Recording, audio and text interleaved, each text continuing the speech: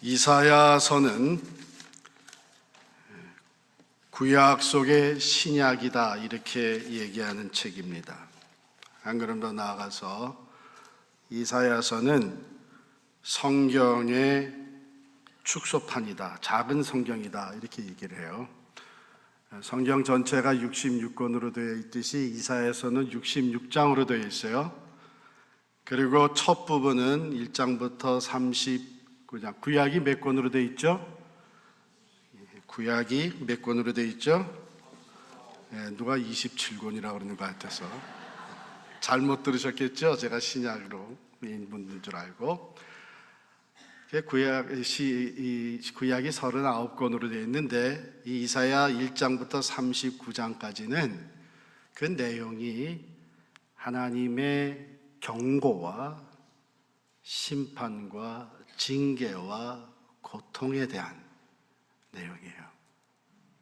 임박한 하나님의 심판, 즉 하나님 앞에 범죄한 이스라엘, 유다 왕국이 바벨론 강대국에 의해서 침략을 당하고 멸망되고 포로로 잡혀갈 것이라고 하는 엄청난 경고의 메시지입니다. 그런데 그 후반부 40장, 이사야 40장부터 마지막까지 27장의 27장에 속한 내용은 다시 오실 메시아와 메시아 안에서의 그 회복의 은혜와 소망의 메시지가 담겨져 있습니다. 그래서 마치 구약과 신약이 같이 어울려 있고 40장으로 들어가면서 하나님의 역사였던 그 반전이 일어나는 것 같은 그런 책입니다.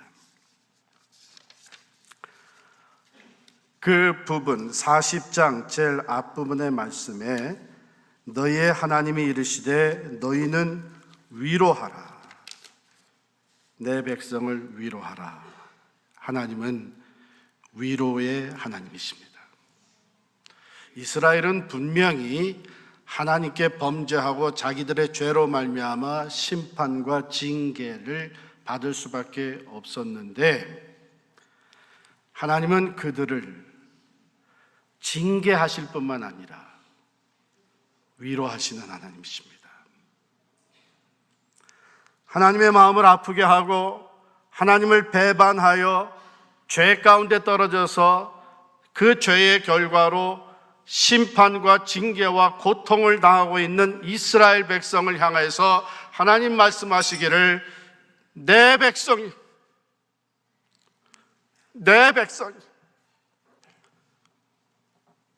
변함없이 내 백성이라고 말씀하세요. 너희는 위로하라, 내 백성을 위로하라. 하나님은요, 우리들을 한번 택하시면 결코 버리지 아니하신 분이십니다. 위로의 하나님, 어떻게 위로하시느냐? 위로의 메시지를 분명하게 전하게 하십니다. 오늘 제가 여러분 그 주보 뒤에 은사동 교환에 보면 네 부문으로 나눠놨어요. 하나님의 위로의 은혜가 어떻게 임하는가? 2절 말씀에 보면 첫 번째 주시는 메시지가 너희 죄악의 사함을 받았다는 거예요. 이제는 죄 용서함을 받았다는 것입니다. 죄의 대가가 치러졌다고 하는 것입니다. 얼마나 감사해요. 이 메시지를 마음에 닿도록 전하라 그랬어요. 예루살렘의 마음에 닿도록 말하라 그랬어요. 마음으로 느껴지고 마음으로 확신되어질 수 있도록 분명하게 이 메시지를 전하라. 하나님은 이스라엘의 죄를 다스리실 뿐만 아니라 그들을 용서하시고 그들을 위로하십니다. 하나님은 우리들의 죄를 다스리실 뿐만 아니라 또한 우리를 용서하시고 회복시켜 주시기를 원하시는 분이십니다. 두 번째 3절부터 5절에 보면 위로의 메시지가 이어지는데 그것은 내가 그들을 찾아가겠다 하는 거예요. 너희는 길을 예비하라. 하나님의 대로를 평탄케 하라. 5절에 보면 여호와의 영광이 나타나고 모든 육체가 그것을 함께 보리라 그랬어요. 이스라엘 백성들은 바벨론의 포로가 되어서 오랫동안 절망 가운데 지내면서 이제는 하나님이 우리를 버리셨다고 생각을 했어요. 다시는 우리를 상관하시지 않는다고 생각을 했어요. 그게 절망이었습니다. 소망이 없습니다. 여러분, 하나님이 완전히 우리를 향해서 등을 돌리시면 우리 인생은 소망이 없습니다. 그런데 하나님이 그들을 너희가 죄 사함을 받았다 선포하시는 메시지와 함께 이제 내가 찾아가리라. 다시 그들의 삶 속으로 들어오신다는 거예요. 다시 그들의 예배를 받으시겠다는 거예요. 다시 그들 가운데 임마누엘 하셔서 하나님이 그들의 하나님이 되고 그들은 또한 하나님의 백성이 되게 하시겠다고 하는 거예요. 세 번째 위로의 메시지는 6절부터 8절까지에 나와 있습니다. 인생은 모두 들의 풀이요, 육체는 풀이요, 그 모든 아름다움은 들의 꽃과 같다. 풀은 마르고 꽃이 시듬은 여호와의 기운이 그 위에 불미라. 이 백성은 실로 풀이로다. 모든 인생이 다 풀과 같지만, 들의 풀과 같지만, 지금 여기서 말씀하시는 것은 바벨론에 대해서 말씀을 하시는 거예요. 바벨론은 당대의 최고의 강한 나라였습니다. 강대국이었습니다. 그들의 그 영광, 그들의 권력은, 그들의 영화로움은 이루 비교할 데가 없었습니다. 그 가운데 들어가서 포로 생활을 하고 있는 이스라엘은, 유대 백성들은 절대로 이 바벨론을 극복할 수가 없다고, 대항할 수가 없다고 생각을 했습니다.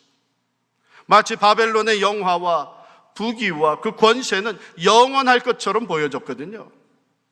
그런데 하나님 앞에선 바벨론도 들의 풀과 같다.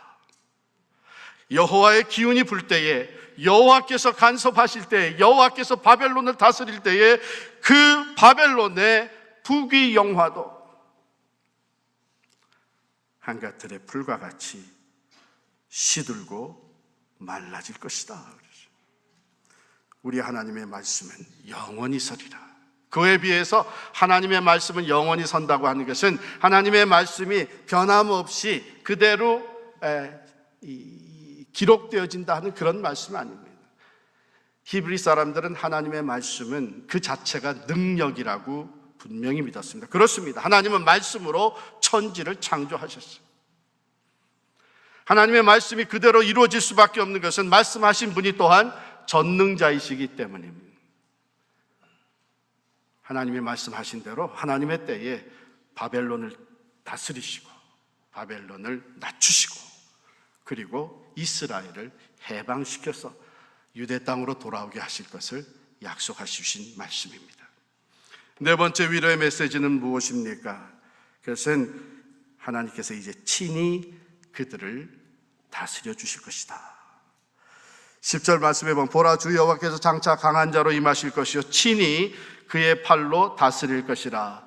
하나님의 팔은 능력의 팔, 전능자의 팔입니다. 하나님이 친히 다스릴 때에 그 하나님의 백성들을 대적하는 자들을 위해서는 그 능력의 팔로 그들을 무찔러 주십니다. 그러나 하나님의 팔은, 하나님의 손은 또한 사랑의 손입니다. 그래서 그 다음에 보면 그는 목자같이 양떼를 먹이시며 어린 양을 그 팔로 모아 품에 안으시며 젖먹이는 암컷들을 온순히 인도하시려다. 그 팔은 또한 택한 백성들을 목자와 같이 품에 안고 치유하시고 회복시키며 인도하시는 사랑의 팔입니다. 이스라엘 백성들, 하나님은 그들을 위로하셨습니다. 말씀하신 대로 하나님의 때에 페르시아, 바사 왕국을 들어서 바벨론을 무찌르게 하시고 거기에 포로되었던 유대 백성들이 유대 땅으로 돌아오게 하시고 말씀하신 대로 하나님이 친히 그들의 하나님이 되어주시고 그들은 하나님의 백성이 되어서 예배가 회복되어지게 하시고 황폐한 땅이 회복되게 하시고 소망 가운데 나가게 해 주셨습니다. 하나님은 그들을 싸매어 주시고 그들 가운데 새 역사를 펼쳐주셨습니다. 수많은 왕들이 하나님을 배역하고 하나님을 불순종하고 우상을 섬겼지만 이제 하나님이 그들을 친히 다스려 주시는 왕의 왕으로서 다시 그들의 삶을 인도해 주셨습니다. 그런데 이것은 역사 속에서만 일어난 것이 아니라 계속해서 예수 그리스도 안에서 모든 사람들에게 이 위로의 말씀대로 이루어 주시고 계십니다. 너희 죄 사함을 받았느니라. 죄 가운데서 태어나서 죄로 말미암아 영원히 죽었던 우리들을 예수 그리스도를 보내주셔서 그가 십자가에서 피 흘려 죽으심으로 말미암아 우리 모두가 다 죄 사함을 받게 해 주셨습니다. 뿐만 아니라 이제는 내 죄값은 내가 치러줬으니까 이제는 알아서 잘 살아봐라, 그게 아니에요. 우리는 용서해 준다 그래도 종종 그렇게 하죠. 그래, 그러면 지금까지 진 빚은 내가 다 없는 것으로 해주마. 지금까지 잘못한 건 내가 다 용서해 주마. 그러나 이제 다시는 나 볼 생각하지 마라. 나 한 번이면 족하다. 다시 너 때문에 고통받고 싶지 않다. 하나님의 용서는 완전한 용서입니다. 우리의 죄를 사해 주실 뿐만 아니라 계속해서 우리를 회복시켜 주시기 위해 우리 가운데 찾아오시는 주님이십니다. 그래서 우리 주님의 탄생을 임마누엘의 사건이다. 하나님이 우리 가운데 들어오셔서 우리와 함께 계십니다. 우리와 함께 계셔서 하나님께서 그의 영광을 보게 하여 주시고 우리에게 구원을 베풀어 주시고 우리로 하여금 죽음의 권세, 죽음과 사망의 너머로 부활의 소망 가운데 살아갈 수 있도록 성령으로 역사하신 분이 우리 주님이십니다. 그가 우리를 친히 다스려 주십니다. 그러므로 오늘 말씀은 하나님을 바라보라고 합니다. 9절에 보면 너는 힘써 소리를 높이라. 두려워하지 말고 소리를 높여 유다의 성읍들에게 이르기를 너희의 하나님을 바라보라.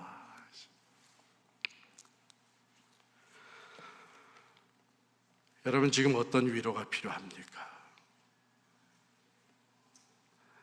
육체적인 문제로 인해서 경제적인, 또 신분적인 문제, 또 내 죄 문제, 죄와 또한 불의한 문제, 인간관계 문제, 어둠의 권세에 시달리고 있는 영적 문제, 이 모든 상황 가운데 하나님의 위로를 받기 위해서는 하나님을 바라보셔야 합니다. 하나님이 주시는 위로는 그냥 등만 두드려 주시는 그런 위로가 아니라 문자 그대로 comfort, 두 라틴어가 합쳐서 이루어진 단어인데 with strength라고 하는 뜻이죠. 하나님의 위로는 우리로 하여금 힘과 능력을 얻어서 능히 일어나 헤쳐나가며 승리하게 하시는 위로인 줄 믿습니다. 어떤 아이가, 어린 소년 아이가 여름방학 때 할아버지 집에 놀러 간 거예요. 할아버지 집에 가서 놀다가 할아버지와 함께 어느 날 이 들에 나갔다가 조그만 새를 발견을 했어요. 이 새가, 이 어린 새가 이게 무슨 새냐 알 수가 없었어요. 가지고 왔습니다. 그랬더니 할머니가 그것을 보고 할머니도 글쎄 이게 무슨 새일까 하고서는 그저 닭장에 같이 집어넣었어요. 그 암탉과 또 병아리들이 있는 닭장에 집어넣는데 거기서 그 병아리들과 같이 모이를 먹으면서 이 새가 자라났는데 조금 시간이 지나니까 이게 독수리 새끼라고 하는 것을 알게 됐어요. 다른 닭들보다 훨씬 더 크게 성장을 하고 벌써 물론 닭들이 하는 것을 비슷하게 다 따라하지만 독수리와 같은 그 다른 면들이 보이기 시작을 했습니다. 그러던 어느 날 공중을 나르던 어미 독수리가 그 새끼 독수리를 봤어요. 그 아이가 그 독수리에게, 새끼 독수리에게 붙여진 이름이 어니라고 하는 이름이었습니다. 그 어니를 보고 어미 독수리가 공중에서 소리를 내기 시작합니다. 빙빙 돌면서 삐 비슷해요? 소리를 내면서 빙빙 도니까 이 어린 새끼 독수리뿐만 아니라 병아리들, 닭들도 다 그 독수리 소리를 듣고 바라봐요. 그 바라보는 모습을 보고 어미 독수리가 급히 하강을 합니다. 손살같이 내려와서 거의 땅에 닿을 만큼 내려왔다가 다시 손살같이 공중을 향해 날아오르는 거예요. 그것을 보는 순간 이 어니, 새끼 독수리의 가슴이 뛰기 시작을 해요. 거기에 진동이, 이 새끼 독수리가 날개짓을 하고 공중을 향해 날기 시작을 합니다. 왜냐하면 그 새끼 독수리는 그 독수리의 스피릿을 가지고 있는 것이죠. 사랑하는 성도 여러분, 우리는 예수 그리스도 안에서, 성령 안에서 거듭난 사람들입니다. 우리가 어떤 상황에 있든지 여호와를 바라볼 때에 하나님을 바라보며 하나님의 음성을 듣고 하나님이 행하시는 일을 믿음으로 바라볼 때에 우리 안에 큰 위로와 새 힘이 주어지는 줄을 믿습니다. 왜냐하면 God and I, God and we have the same spirit. 우리가 예수를 믿을 때에 하나님께서 성령을 우리에게 선물로 주셨습니다.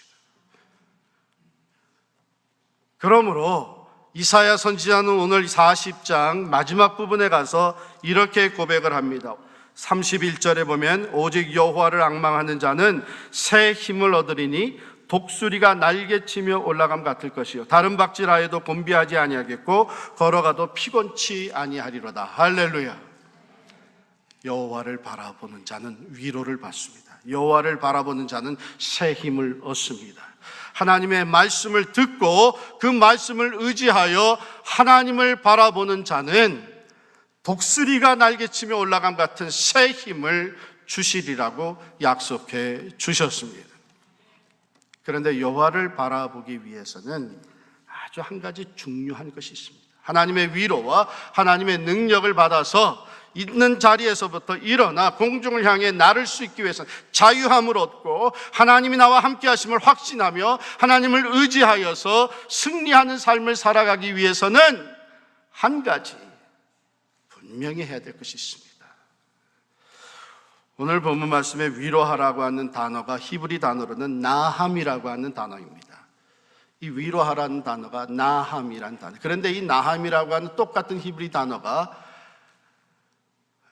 comfort뿐만이 아니라 repent로도 번역이 될 수 있습니다. 회개, 돌이킴이라고 하는 것으로 번역이 될 수 있습니다.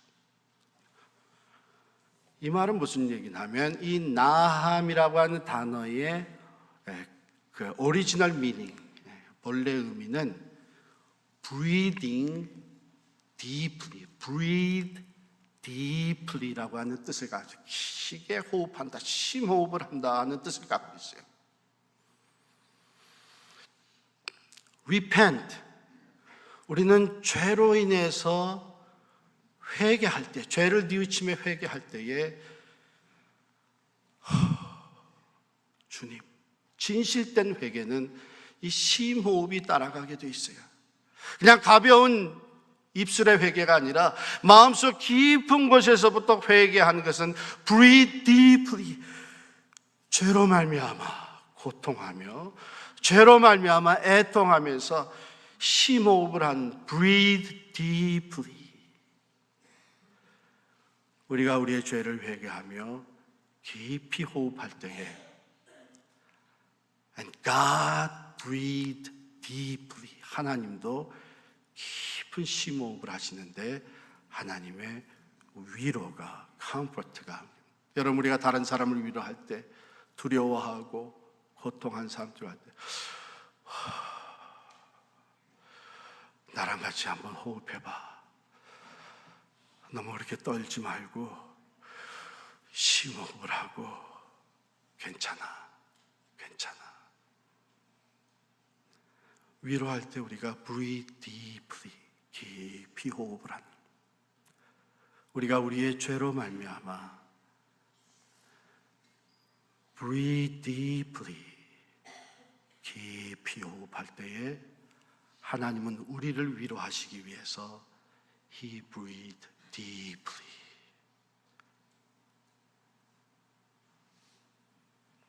참된 회개가 없이는 하나님의 위로를 받을 수가 없다는 것입니다.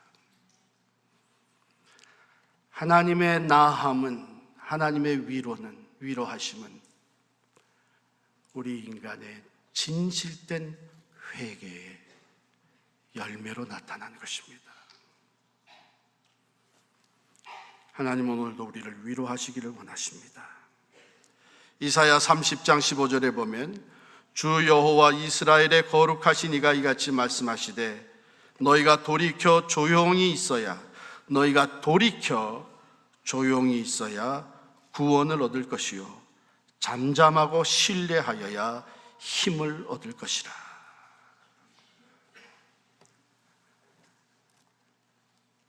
하나님의 위로의 메시지, 위로의 은혜는 예수 그리스도 안에서 우리에게 충만히 주어졌습니다.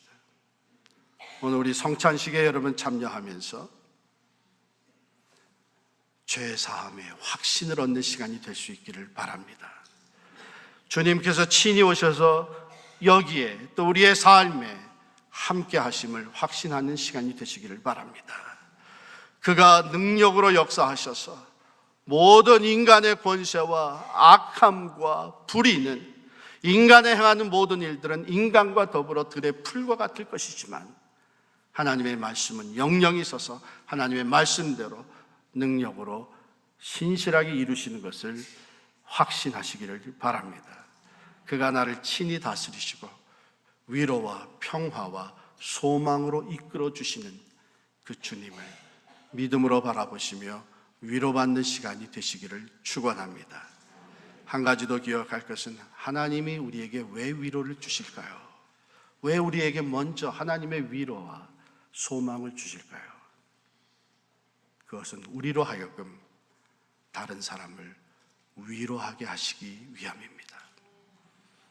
예수 그리스도 안에서 죄 사함의 은혜가 있고 영생의 소망이 있고 하나님과 더불어 사는 삶에 내일의 기쁨이 있음을 모르고 살아가는 수많은 사람들에게 위로의 하나님, 구원의 주님, 소망의 하나님을 전하게 하시는 하나님의 뜻이 있음을 기억하고 오늘 하나님이 주시는 위로로 나아가 또한 이웃을 위로하며 살아가는 저와 여러분 되시기를 간절히 축원합니다.